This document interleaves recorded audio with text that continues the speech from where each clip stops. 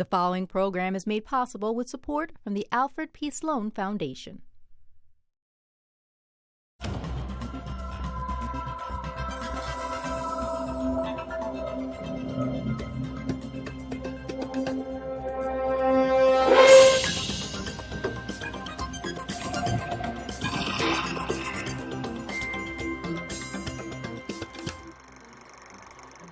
Welcome to Science Goes to the Movies, a look at the stories of science and how they change our culture. I'm Heather Berlin. And I'm Faith Salie. We're going to be reviewing current movies, TV shows, and sometimes checking out a blast from the past, but from a scientific point of view. Today, we're going to look at Hollywood's view of scientists. The first film we're going to look at is The Lazarus Effect, a modern update on the classic Frankenstein story in which scientists, to satisfy a very human desire, accidentally unleash a great horror on the world. In 3, 2, 1. No effect. Maybe if we up the dosage next time, if we up. You okay? We're delighted to be joined here today by the great Neil deGrasse Tyson. Welcome to the show. So, Neil, this film was as scary as any horror movie can get, but it tells a pretty classic story. The idea that science unleashes something horrific onto the world. Yeah, and the scientists are totally punished for playing God. And because, there are so many scary movies with this same storyline, I'm just beginning to wonder, is Hollywood in love with a mad scientist? Right? So, well, first of all, you said a classic tale. I don't know that stories portrayed scientists as evil and diabolical before the publication of Mary Shelley's Frankenstein. Yeah. That may have been the first foray into a world of scientists gone wild? No. Scientists turned rogue. Diabolical. Yeah, right. So classic in the sense in the past century and a half, perhaps. But before then, I don't know that there's that tradition of thinking of scientists in that way. But it's not even that the scientists are necessarily portrayed as diabolical. They're usually just doing something because they're genuinely interested in, experimenting, and then it goes, There's a fork in the road, Yeah. and it could have gone good, but then it went bad. Right. Right. And so, but in addition, this notion of playing God, it depends on what it is, what power of God is it that you are asserting that the scientists took? All right. Is it creating life? Okay, fine. But scientists, we have split atoms. We have invented elements on the periodic table that are not otherwise created in nature. We have invented seedless watermelons. These are Now you're talking. we turned, what do you call it? Wolves. Wolves into lap poodles. And so the capacity to intersect with the operations of nature for our own curiosity and for our own benefit is not simply, are you bringing someone back from the dead? We've been doing this from the beginning, ever since there was civilization. But all of those wonderful things you just mentioned, those aren't the stuff of movies that get people, buying tickets to a movie theater, right? Correct. So there's something... They cherry pick the science that they think is diabolical, that they think is usurping the power of God, and then they make a movie of it. Well, Correct. there's something compelling to lay people, to non-scientists, about thinking of the scientist is so scary and diabolical. I mean, when I think of a trope of a villain in a movie, you think it's scientists and the mafia. Like you guys are right up there, right? Who can you rely on for being a scary bad guy in a movie? Yeah. But no, I think that Hollywood loves scientists because of the fact that they can have such a big impact. And so they often take it in the negative direction, but we can also have an impact in the positive direction. But sometimes we just don't know what the impact is going to be, like, the atom bomb, right? I think, people early on working on the kind of science that led to the atom bomb weren't thinking this is something that could destroy the world. So I think Hollywood really latches on to the fear that people have of the unknown consequences of what science is doing. Yeah, precisely. Not only the unknown consequences, but if the science itself is a little unfamiliar, then there's more sort of creative latitude to imagine it at its worst. if you fully understood the science, you wouldn't be worried about it. I think There aren't horror movies about photosynthesis. Right, exactly. Well, I mean, Little Shop of Horrors, maybe. Yeah. Right? Oh, yeah, okay, yeah, in a creative way, in fact. Right. And I learned from Steven Spielberg himself that E.T. is a vegetable, not an animal. What? If you remember that story, Oh, he touches the plant? He touches plant. That's why he has such a relationship with vegetation. Yeah. I want to unhear what you just said to me. He conceived E.T. as vegetable, not animal. Blowing in the my story mind. in the storytelling, right? Right. So there are other ways if you're creative and that creative, yeah, you'd come up with ideas such as that. But for my money here, I think it's where people don't understand what it is scientists do. And then they say, oh my gosh, and they imagine the worst. And that's, I guess, just human nature, as you would know, neurophysiologically. Well, we tend to fear the worst which makes sense evolutionarily speaking. You know, we should be worried about the possible negative consequences of things because they could cause the most harm. So I think, Hollywood definitely plays on our fears, our conscious or unconscious fears. Yeah, so now here's the opposite of that. We have scientists today actually telling people that we're messing up the climate. But people now don't want to believe the scientists saying that the climate may be the end of us all, induced by actions of us all. So that's an interesting twist in modern times. But getting back to these movie genres, just recently, I'm proud to say, I watched days ago, I saw the movie Them. Do you know this movie? No. Yes, you do. Is it aliens? No. Well, it's giant ants. Ants the size 10, 12-foot ants. How could I have missed this How film? could you have? No, it's an important movie. It's an important movie. All right. Sounds very 50s. Yes, very 50s? 1950, early 50s, possibly 1954. Now, I paid close attention because I said, how are they going to portray the scientists? Because I knew I was coming on this show. Right? So I said, the lead scientist is a older gentleman, the kind of person you'd want to be your grandfather. He's a what do you call the bug people? The entomologist. Entomologist. A Excuse bugologist. me, ant scientist is a myrmecologist. Oh. That's if you're specifically ants? Yep. Wow, I didn't know you guys slice and dice your professions that tightly. Got to be specific with the expert. So he's a bugologist, and all authorities are turning to him to learn how to attack these ants back, because they're like setting up nests, and the queen is reproducing in the sewer ducts of cities, and they come out and they got the antennae, and so they're all listening to him because he's the expert. Antenna. He's helpless without them. And on top of that, his daughter is an entomologist, and she is a lead scientist in this storytelling as well. So I said, yes. Sometimes scientists are the good guys, saving the world. Entirely the good than- guys. And there was no twist at the end where it The turns twist out at the he's end was sleeping with the queen ant. Whole new species of like ant people. ant humans. No, so the message of it, of the story is these ants got big because of nuclear bomb tests. And so it was an indictment of the nuclear age, which was just the right time to be indicting it. So in the Lazarus Effect, there are also scientists who do kind of pretty stupid things. Like like Zoe is played by Olivia Wilde, and she takes this suspicious lab animal home as a pet, which is kind of the scientific equivalent of, don't go down into that basement in the dark alone in your bra and panties. In all fairness to movie making, if 1,000 scientists took weird animals home as pets and nothing happened, you would only, if 999 of them, nothing happened, you'd only make a movie about the pet where something bad happened. Otherwise, it's not a movie. True. So I'm okay with that. But it kind of begs the question about how these scientists behave in movies. Yeah, I mean, do scientists really, do movie scientists behave like real scientists? No, of course not. Of course not. Right. I was just going to say, as a scientist, I watch these films and I'm thinking, like, this is nothing like my life. I mean, most of my life is, alone, writing grants, getting rejections, having negative findings. And you never see a film where, like, let's say in The Lazarus Effect, they inject the serum and it just, like, doesn't work. Film.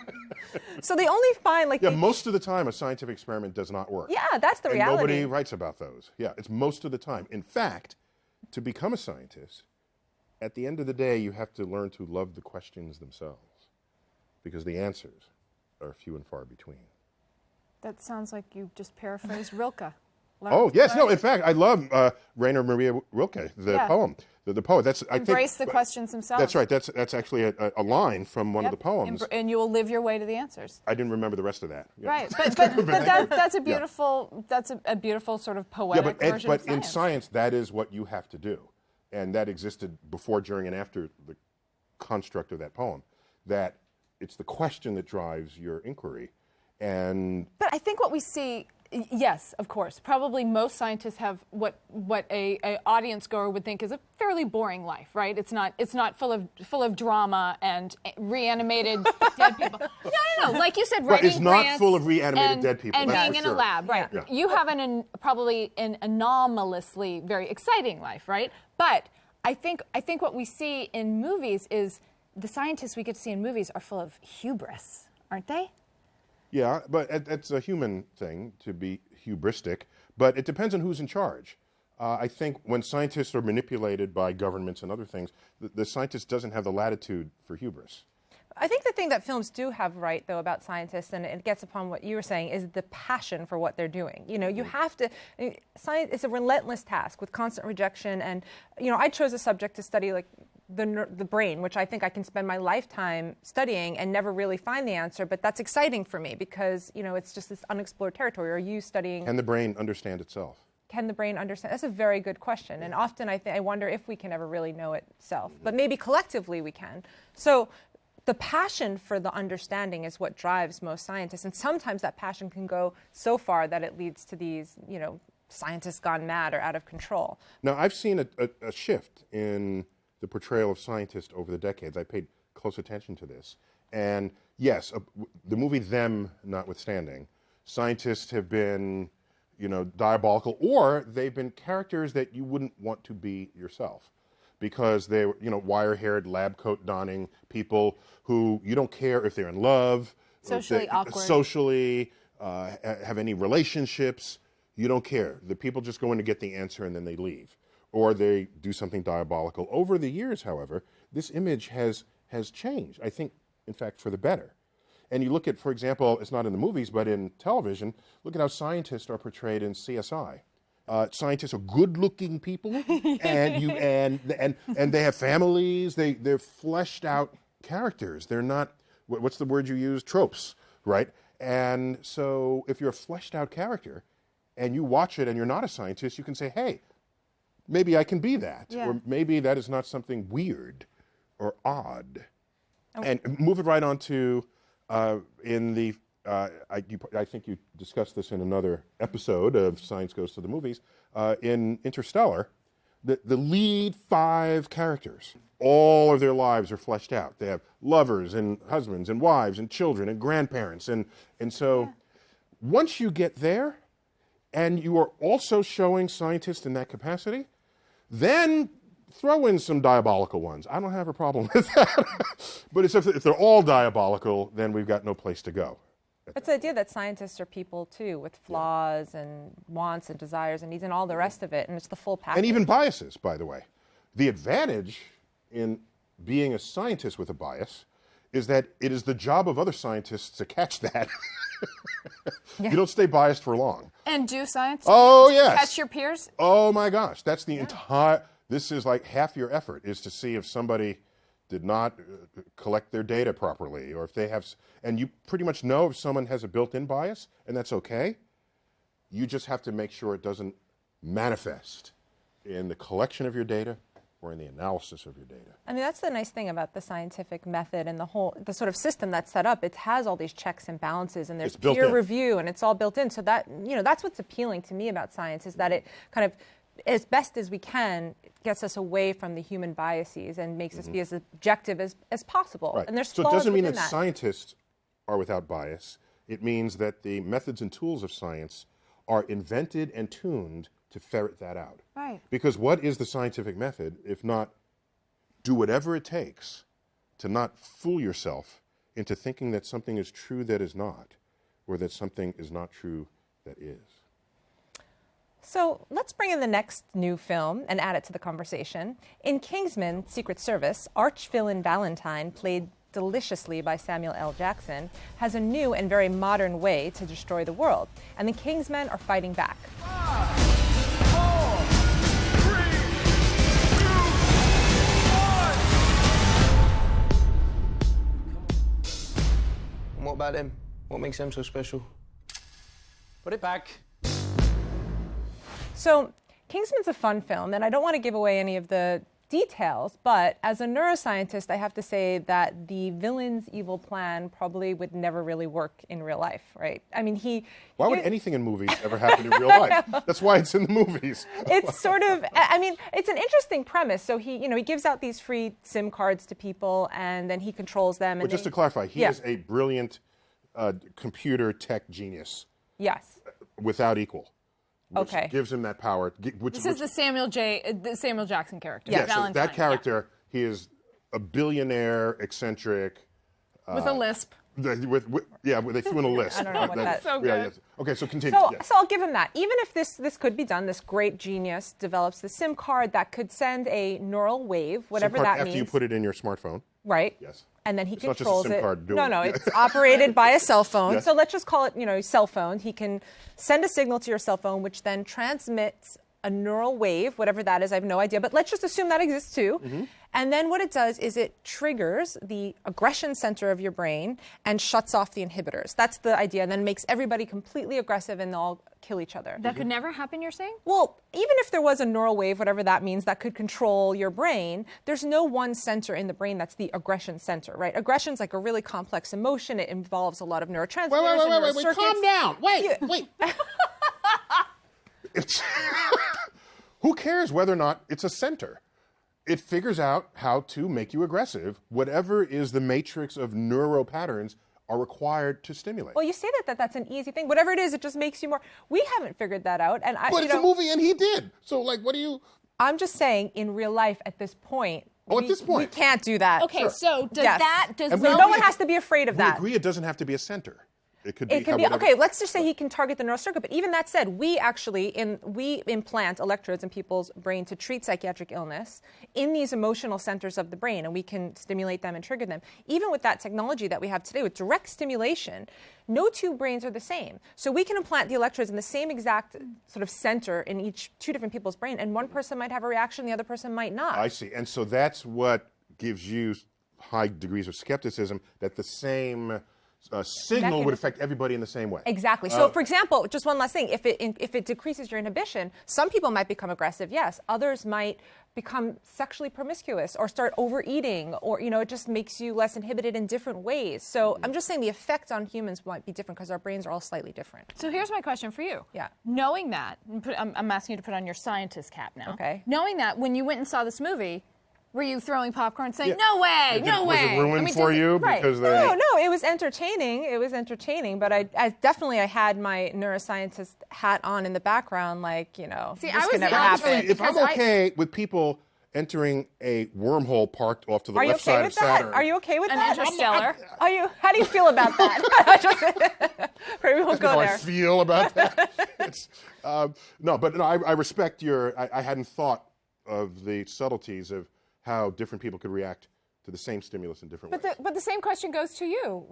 The same question goes to you when you did see Interstellar or any other movie like that. Do you hang your skepticism I give up movies a over lot here? of latitude, a lot of creative latitude, even though I've been criticized for not doing so. I think, in fact, I do. And now, can I say that if I were a neuroscientist, I would have let that one go? I don't know. But as an astrophysicist, I would have let that bit of neuroscience go. Exactly. See, the neuroscientist thing didn't bother you as much. Didn't bother me at all. But I totally bought the aggression because other people's use of cell phones around me makes me very aggressive. So I was like, yes, that felt very cathartic, that scene. I think what bothers me... So the message is cell phones make people... Obsessed. obsessed. But I mean, I think a lot of people, like you said, I think if this could really happen. But a lot of people see films and think they develop fears over things. Like, for example, the way electric shock therapy is portrayed in films is really fictionalized, and it's fine for the story. But then people Especially come out decades ago, it was the thing. Horrible. The Shock Corridor and all of these movies. And then people come out of the films that in real life have these fears about, the things that are portrayed in film, which are fictionalized. Wait, is it the movie's fault? or is it the fact that we believe that fiction is real? I think. And that sounds like a neuroscientist challenge, and you got to fix that first so that we can put whatever movies we want out. Well, I think people do blur the line. They blur the line between fantasy and reality. That's for sure. And that, I don't know if I could fix that. But they want to, and we should be allowed to, because let's take Interstellar as an example. In movies where fantasy and reality overlap, there have been times when it has furthered science. Yeah, right? People daring to imagine. It's more likely to further technology than pure science, because when you portray a future or some altered state of what is possible, then you say, hey, I wonder if that actually is possible. Right. Let me go back to my lab and let me put these widgets together in a new way. So, of course, it is well known that that's how we got the flip phone from the Star Trek, where they flip it open. Now we're past that, of course. Some people, not that everyone. 23rd century invention is now in our past. But, yeah, so I don't have a problem with diabolical scientists, provided there are other portrayals of scientists in this. And in terms of, now, can we get back to a point that you guys made earlier about scientists playing God and bringing someone back from the dead? I would say that if you can inject a serum into someone and then they come back to life, then you have to revise your definition of what it is to be dead. That's how I would view it. And that definition has been revised over the centuries. Yeah. It used to be if you didn't fog a mirror, breathing into it, you were pronounced dead. And I'm told, I don't know if this is real, that if you're a dead ringer, it is because of the bell. There's a bell. Yes. They would hang a bell on a tree on a string into your casket in case you were accidentally buried alive. And you woke up in your casket, you would ring the bell, and they'd come and dig you back out. So, well, there's still questions. I was told. That. Is that? I don't know if that's real. I was told that. I've read that too. Normally, I read it on the internet. There it is. We're good. Guys, I heard it. You saw it on the internet. It must be true. That is the scientific method, everybody. I think I saw it in a movie. It has to be. No, but whether or not that's true, it's still clear that our understanding of death has changed over well, even years. now we argue, because about the neural basis of consciousness and what it means for a person to be dead. Like when there are different types of comatose states, does brain death equal death? Some people argue no. There's this life force that's in us that even if you have brain death, that you're not still really dead. So I would word it differently, because that's coming at it from a perspective. I would say it's not that are you dead when you're brain dead. It's are you in a state where we haven't figured out how to get you back to normal yet? Is that a dead state? So to say you're brain dead, therefore you're dead, it's you've just confessed. We don't have the power to bring back a brain that's been deprived of oxygen for too long. But all those same neurons are there. I don't see why one day maybe they can be revived or and there has been, behind me, at some point during the show, there has been a movie poster from the 50s or the 60s for the brain that wouldn't die. Yes. There's a woman's head on a table. Yeah. So this has been the stuff of movies. These questions. There it is. The brain that wouldn't die, right behind you. Watch out, Neil. There's a brain that won't die. That's kind of creepy, actually. Yeah. But people's fear of that, like in this Lazarus Effect film, there became a whole religious element as well. So for people who do have these beliefs, in the film it was expressed as, normally when a person dies of natural causes, their soul goes on to either heaven or hell. And this process or purgatory, the process of bringing, a lot about the process of bringing them back. I study religions because I always get asked about them, and I can't say, duh, I don't know what you're talking about. Yeah. So I do my homework. Yeah. That's all.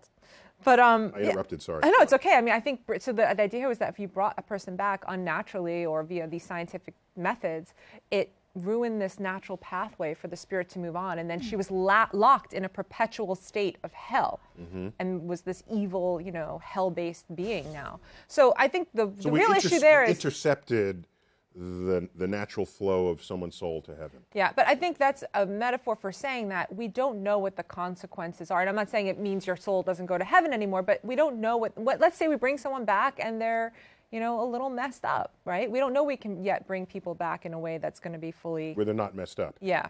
I can say that if I had the choice, You'd rather be alive and messed up? Alive and messed up. And being dined upon by the flora and fauna underground. Yeah, no, I don't mind. We'll being give you a messed bell. up. Don't worry. We'll give you a bell, Neil. I still don't mind being messed up. Yeah. Yeah. So, I mean, I went into science because I thought it was sort of very comforting that we can kind of figure out the world around us and But ever since Isaac Newton, really, I trace it to Isaac Newton to come up with an entire approach to understanding nature so that at the end of the day we can say to ourselves, the universe is a knowable place. Yeah, and I find that really comforting to make some sort of order out of the chaos. I know there's certain laws or facts or of Or the even universe to that understand are the chaos, constant. if there is chaos.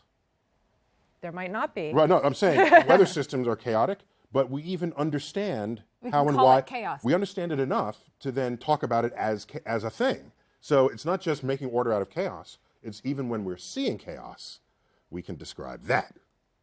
That's badass. Yeah.